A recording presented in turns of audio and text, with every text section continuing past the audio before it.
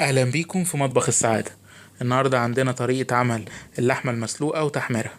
اول حاجة هنجيب اللحمة ونحطها في مية مغلية حوالي نص حلة مغلية او على حسب رغبة كل واحد فينا.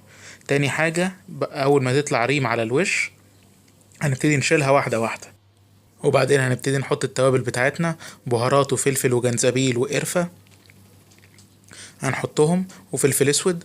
الملح هنحطه في الاخر لما تستوي، عشان لو حطيناه في الاول اللحمه هتشد معانا ومش هتستوي.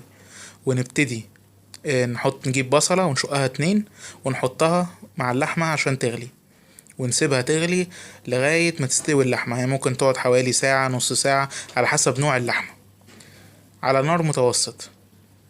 واللي يحب يزود ويحط مكعبين مرقه يحط، على حسب برضو الكمية اللي عندنا بتاعت اللحمة. يعني لكل كيلو ممكن نحط عليه مكعب مرقة.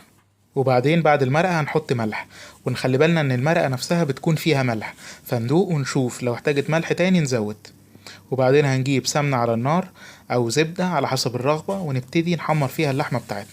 نحمرها على كل جنب زي ما احنا عايزين لغاية ما تبتدي تتشوح وتاخد معانا اللون اللي احنا عايزينه.